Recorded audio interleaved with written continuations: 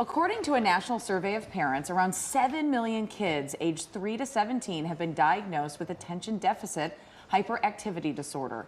This can create a lot of difficulty with schoolwork and social skills.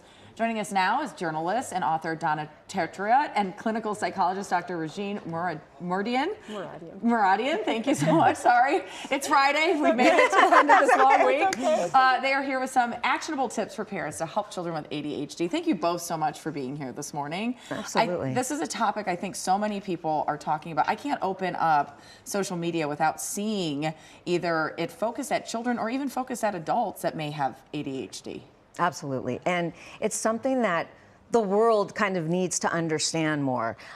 It's something that a lot of kids are walking around and they're not built for this school system that we're in right now. And so it's just kind of understanding how our kids are learning this way and how we as parents can help them. Well, and that's Doctor, can you talk a little bit about some of the things you see when kids come in? Because it's typically, it looks like more boys than girls get diagnosed, but is that accurate maybe and a reflection of who it does have ADHD?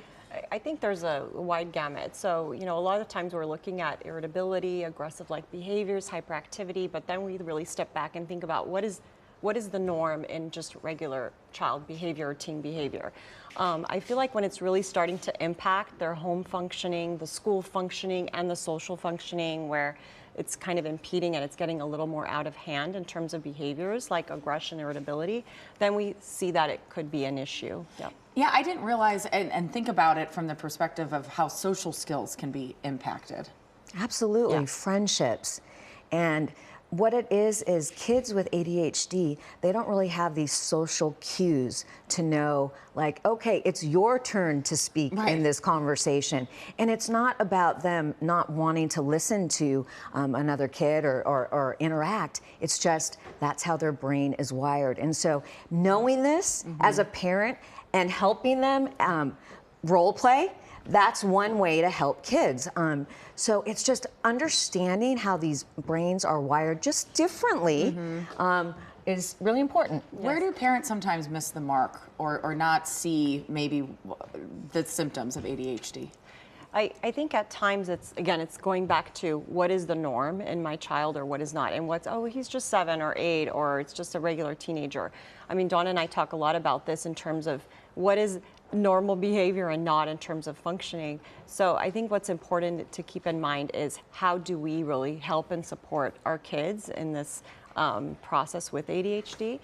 So from the school, social functioning, like you mentioned the cues, the impulsivity, we have to remember that they are already feeling not okay. They're feeling they are, and they're seeing it because they're comparing themselves to other kids. To their peers? Yes. Okay. So socially, I think that's an important thing to discuss is that's the first kind of sign. Like, oh, wait a minute, my child's, you know, not having a good time here, or I'm noticing that he's socially withdrawn, or he's hyper aggressive, or she is. So that's one of the first signs we kind of look at. And in school, the lack of focusing. Right. So there's so many solutions, and hopefully can look into that. Well, I love you two talk about this topic. We talk about it all the time. I love that. You say that the world is not built for ADHD. No.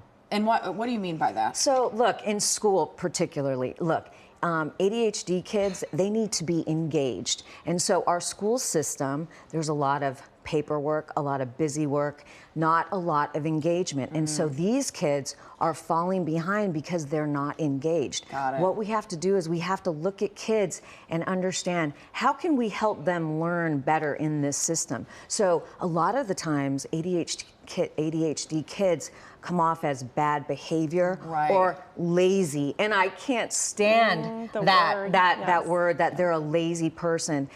It's just not, the motivation is not there. When they're very interested in something, they hyper focus and they are creative.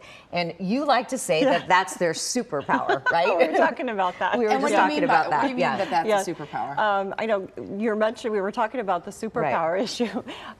So superpower, I like to look at it, instead of assigning it as a label, right? It's looking at it as a strength. So a kid with ADHD, even an adult or a teen, they have all these you know, the multitasking, the wide variety of skills, and really helping them see, instead of them feeling, I'm not feeling good or I am different than my friend Johnny here, is what is it that you are really good at? And one of the things with ADHD is they are actually able to do multiple tasks at a time. Interesting. Or hyper-focus on one task and do it really well. It's just, how do we help and guide them to do that the best that they can? Well, but does that sometimes keep parents from realizing that their kids may have ADHD? Because I'm thinking even in some of my friends' homes, you know, I watch as a third party kind of back where I'm going, oh, that doesn't seem like normal behavior. That seems, but then they're drawing or they're really into music and it looks like everything is normal.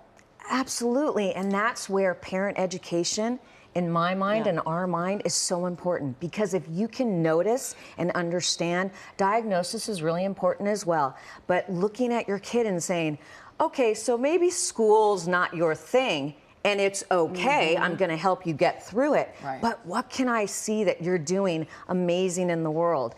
And that's why when I say our world isn't really built for them, because our society is school, grades, and if you're not high functioning there, then you can't, are you high functioning anywhere? Yeah. Oh, this is such a great conversation. I wish we had like 30 more minutes, but we don't. Thank you both so much for being with us this morning. Absolutely. We really appreciate it. Thanks for having me.